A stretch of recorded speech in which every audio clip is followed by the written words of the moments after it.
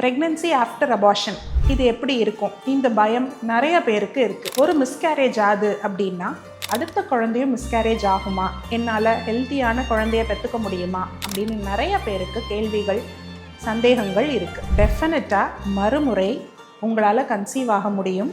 அழகான ஹெல்த்தியான ஒரு பேபியை 10 மாதம் உங்கள் கர்ப்பப்பையில் சுமந்து டெலிவர் பண்ண முடியும். இந்த அபார்ஷன் ஆனது உங்களோட தவறோ இல்லை உங்கள் கணவரோட தவறோ கிடையாது. முதல் 3 மாதத்தில் ஒரு குழந்தை அபார்ஷன் ஆகுது, அந்த குழந்தைக்கு துடிப்பு வராமல் போகுது அப்படின்னா அந்த குழந்தையில குரோமோசோமல் அப்நார்மாலிட்டிஸ் இருக்கிறதுக்கான வாய்ப்புகள் ரொம்ப ரொம்ப அதிகம். குரோமோசோமல் அப்நார்மாலிட்டிஸ்னால் அந்த குழந்தையோட ஜெனட்டிக் மேக்கப்பில் மேஜரான ப்ராப்ளம்ஸ் இருந்ததுன்னா அந்த குழந்தையால வளர முடியாது. ஸோ அது இயற்கையாகவே அபார்ட் ஆகி கழிஞ்சு போயிடுது. இதுக்காக வரி பண்ணாதீங்க. இந்த குழந்தை அபார்ட் ஆனதுக்கு அப்புறமா ஒரு 3 months கேப் எடுத்து குரோமோசோமல் அப்நார்மாலிட்டிஸ் இல்லாமல் வேறு ஏதாவது காரணங்கள் இருக்கா, ஒரு தைராய்டு இஷ்யூவோ சுகர் இஷ்யூவோ இருக்கா அப்படின்னு கண்டுபிடிச்சு அந்த காரணங்களை கரெக்ட் பண்ணும்பொழுது நெக்ஸ்ட் ப்ரெக்னன்சி நம்ம ஹெல்த்தியாக டெலிவர் பண்ண முடியும்.